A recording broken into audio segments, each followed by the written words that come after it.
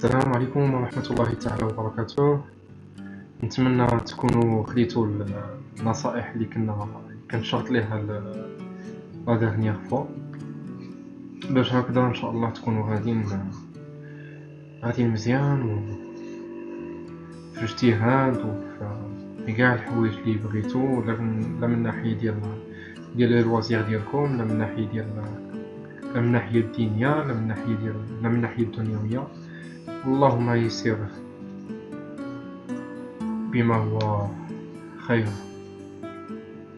غادي نكملو دابا ليكسبليكاسيون بالنسبه لهاد لابارتي، هي لا كاتريام بارتي ديال من لو سيستيم ايمونيتير. فوالا كنا بقينا في الاستجابه المناعتيه النوعيه، من بعد ما كنا شفنا الاستجابه المناعتيه الطبيعيه. كانوا عندنا جوج ديال لي ريبونس ايمونيتير. كانت عندنا لا فوا ديال لا ريبونس ايمونيتير ناتورال بمعنى طبيعيه، ودابا كنشوفوا ريبونس ايمونيتير سبيسيفيك. قلنا الخصائص ديال المناعه الطبيعيه انها غير نوعيه، كتصدى لجميع انواع ديال الجراثيم دون تمييز. قلنا انه فوريه، كتدخل سيور بلاس. قلنا انها طبيعيه بمعنى انها إيني فطريه، كتولد مع الانسان. دونك دابا نمشيو للاستجابه المناعتيه النوعيه، لا ريبونس ايمونيتير سبيسيفيك. هنا عندنا قد يحدث وتفشل البلعميات في التصدي للعنصر الغريب، وقد ينتشر في الجسم تبعا لذلك. فكيف تعمل الخلايا المناعتية دون حدوث ذلك؟ كنت قلت لكم انه عندنا في الظاهرة ديال البلعمة تقدر البلعمية انها تصدى ضد الجرثوم وتقضي عليه، بمعنى انها تحقق العملية ديال الهضم ديالو والطفح ديال الحطام ديالو، كيف ما كنا شفنا في لا فيديو بريسيدونت. بالنسبه قلنا دوزيام كا، كنت قلت لكم انه كاين تروازيام كا. الدوزيام كا هو انه كيكونوا فواحد ليطا ديال نوتراليزاسيون انتر الماكروفاج اللي هي البلعميه والانتيجين اللي هو مولد المضاد.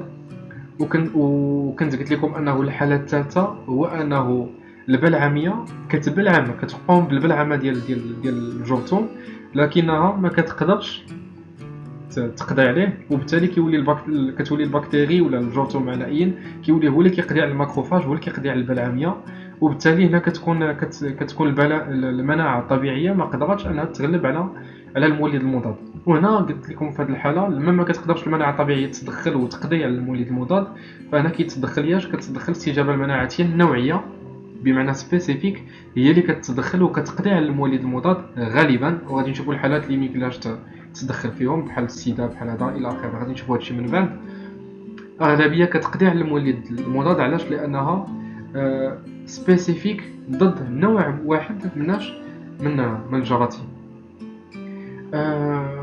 الاستجابه المناعتيه النوعيه عندنا فيها كذلك جوج ديال الانواع.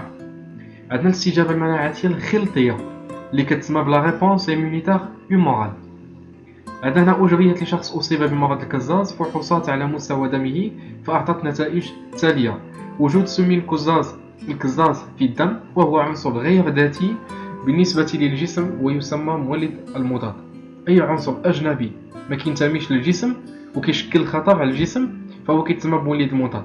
أي عنصر أجنبي على الجسم وداخل لو كور ديالنا فهو كيتسمى بلونتيجين اللي هو مولد المضاد. عندنا كذلك في الدم ديال هذا الشخص هذا عندنا ظهور جزيئات بروتينية في المصل تسمى مضادات أجسام.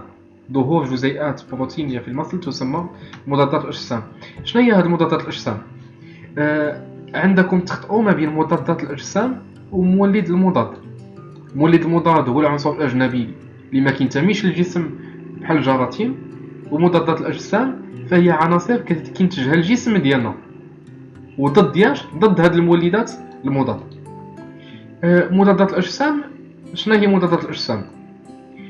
جميع كنسمعوا انه مثلا في الافلام ولا في بزاف ديال لي دوكيومونتير كنسمعوا انه شخص مثلا كيضربوا كتضربوا افعى، او مثلا كيتضرب من طرف عقارب الى اخره. وهنا بيان سور ما غاديش يقلبوا ليه على التلقيح ديالو.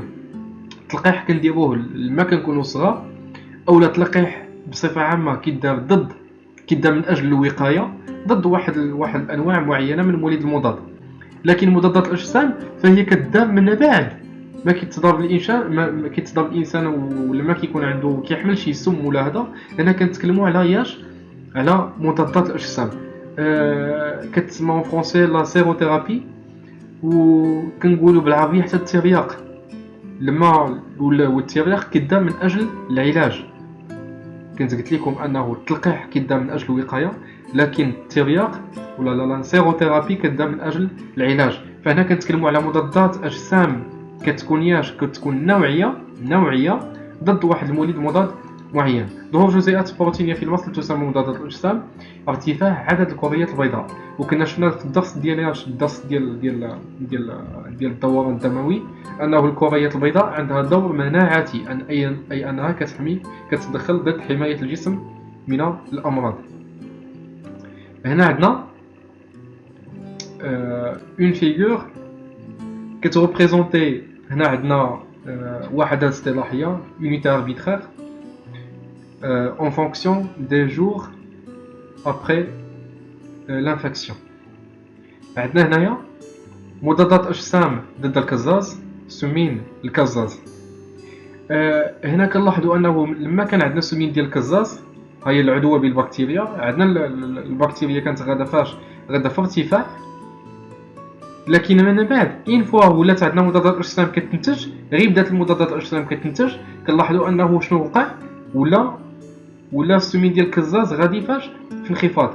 هادشي كيعني انه مضادات الاجسام فهي تدخلات وكانت سبب في منع سمين الكزاز من التكاثر، وماشي غير التكاثر فحسب، بل انها جعلته انه يخضع لواحد ديمينيسيون كي بروغريسيف. بعد مدة معينة من انتشار العنصر الغير الذاتي داخل الجسم وفشل البلعميات في التصدي له، يتم تحويل مضادات الأجسام بشكل تدريجي داخل الدم، والتي تقوم بالتصدي لهذا العنصر عبر إبطال مفعوله. شنو هي عبر إبطال مفعوله؟ لما كنتكلموا على مضادات الأجسام فهي عناصر كتدخل ضد منع السمين. هنا كيف ما قلنا هاد المضادات الاجسام ضد الكزاز، بمعنى انها كتقوم باش بلا نوتراليزاسيون ديال التوكسين ديال الكزاز. كيف ما شفنا هنايا قلنا لما كانت اوغمونطاسيون او نيفو ديال لي زونتيكار، مضادات الاجسام هما لي زونتيكار، كانت عندنا اوغمونطاسيون او نيفو دي زونتيكار ضد هاد الكزاز هذا، كانت عندنا اون ديمينيسيون كي بروغريسيف بالنسبه للسمين ديال الكزاز. هنا قلنا ما كتقومش عمر، هذه عقلوا عليها النوسيون، عمر مضادات الاجسام ما كتقضي على السمين ديال اي بكتيري ولا اي جرثوم، لكنها تقوم بابطال مفعوله.